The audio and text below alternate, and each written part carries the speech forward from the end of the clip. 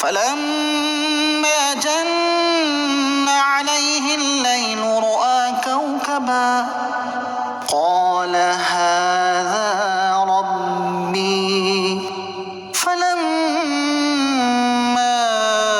أفل قال لا أحب الآفلين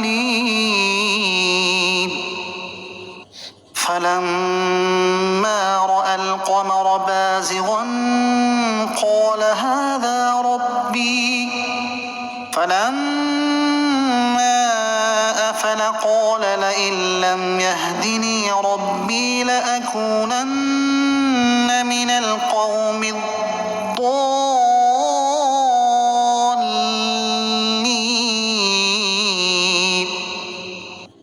فلما رأى الشمس بازغة قال هذا ربي هذا أكبر فلما أفلت قال يا قوم إني بريء مما تشركون۔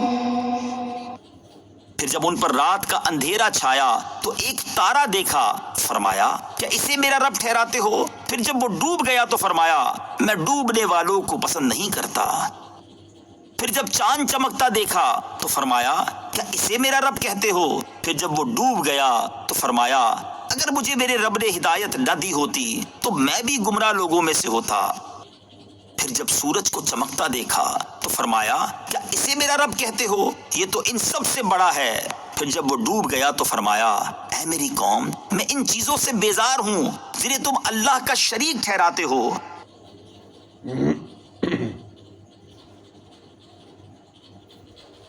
مفسرین اور مورخین کا بیان ہے کہ نمرود بن کنعان بڑا جابر بادشاہ تھا۔ سب سے پہلے اسی نے تاج سر پر رکھا۔ یہ بادشاہ لوگوں سے اپنی پوجا کرواتا تھا۔ کاہن اور نجومی بڑی کثرت سے اس کے دربار میں حاضر رہتے تھے۔ نمرود نے خواب دیکھا کہ ایک ستارہ طلوع ہوا ہے اور اس کی روشنی کے سامنے آفتاب و ماہتاب بالکل بے نور ہو گئے۔ اس سے وہ بہت خوفزدہ ہوا اور اس نے کاہنوں سے اس خواب کی تعبیر دریافت کی۔ انہوں نے کہا کہ اس سال تیری سلطنت میں ایک فرزند پیدا ہوگا جو تیرے ملک کے زوال کا باعث ہوگا اور تیرے دین والے اس کے ہاتھ سے ہلاک ہوں گے۔ یہ خبر سن کر وہ پریشان ہوا اور اس نے حکم دیا کہ جو بچہ پیدا ہو قتل کر ڈالا جائے اور مرد عورتوں سے علیحدہ رہیں، اور اس کی نگہبانی کے لیے ایک محکمہ قائم کر دیا گیا۔ مگر تقدیر الہیہ کو کون ٹال سکتا ہے؟ حضرت ابراہیم علیہ السلام کی والدہ ماجدہ حاملہ ہوئیں اور کاہنوں نے نمرود کو اس کی بھی خبر دی کہ وہ بچہ حمل میں آ گیا، لیکن چونکہ حضرت کی والدہ صاحبہ کی عمر کافی کم تھی ان کا حمل کسی طرح پہچانا ہی نہ گیا۔ جب حضرت ابراہیم علیہ السلام کی ولادت کا وقت قریب آیا تو آپ کی والدہ اس تہہ خانے میں چلی گئیں جو آپ کے والد نے شہر سے دور کھود کر تیار کیا تھا۔ وہاں آپ علیہ السلام کی ولادت ہوئی اور وہیں آپ رہے۔ پتھروں سے اس تہہ خانے کا دروازہ بند کر دیا جاتا تھا۔ روزانہ والدہ صاحبہ دودھ پلا آتی تھیں اور جب وہاں پہنچتی تھیں تو دیکھتی تھی کہ آپ علیہ السلام اپنی انگلی کا کنارہ چوس رہے ہیں اور اس سے دودھ برآمد ہوتا ہے۔ آپ علیہ السلام بہت جلد بڑھتے تھے۔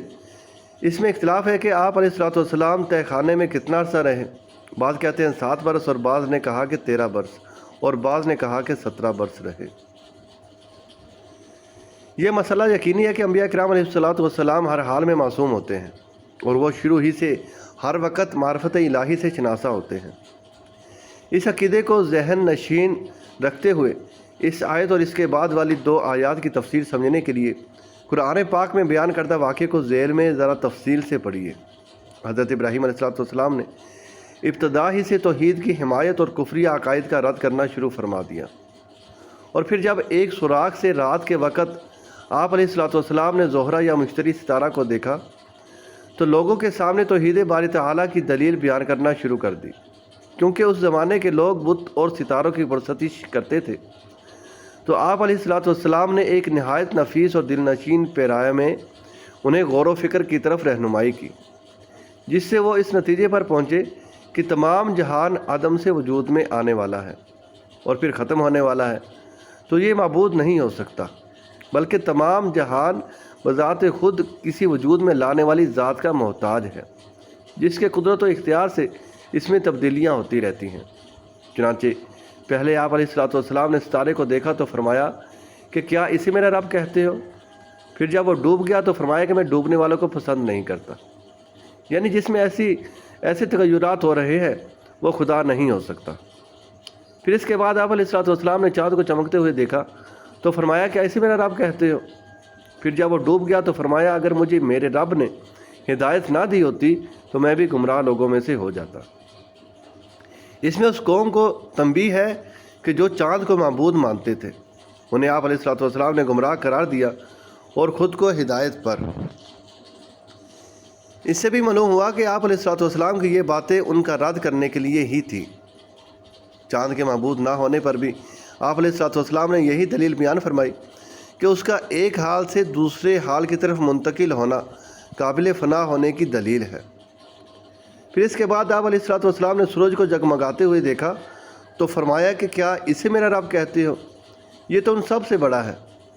پھر جب وہ بھی ڈوب گیا تو فرمایا اے میری قوم، میں ان چیزوں سے بیزار ہوں جنہیں تم اللہ تعالیٰ کا شریک ٹھہراتے ہو۔ یوں حضرت ابراہیم علیہ الصلوۃ والسلام نے ثابت کر دیا کہ ستاروں میں چھوٹے سے بڑے تک کوئی بھی رب ہونے کی صلاحیت نہیں رکھتا، ان کا معبود ہونا باطل ہے، اور قوم جس شرک میں مبتلا ہے آپ علیہ الصلوۃ والسلام نے اس سے بیزاری کا اظہار کر دیا، اور اس کے بعد دین حق کا بیان فرمایا جو اگلی آیتوں میں آ رہا ہے۔ حضرت ابراہیم علیہ الصلوۃ والسلام کے ستارے، چاند اور سورج کے بارے میں فرامین لوگوں کو سمجھانے کے لیے تھے اور معاذ اللہ اپنے بارے میں نہ تھے۔ اس کی بہت واضح دلیل یہ بھی ہے کہ جب آپ علیہ الصلوۃ والسلام نے ستارے، چاند اور سورج کے بارے یہ فرمایا تو کیا آپ علیہ الصلوۃ والسلام نے اس سے پہلے دن رات کے فرق کو اور سورج چاند کے غروب ہونے کو کبھی نہیں دیکھا تھا؟ ایسا تو ہرگز نہیں ہو سکتا۔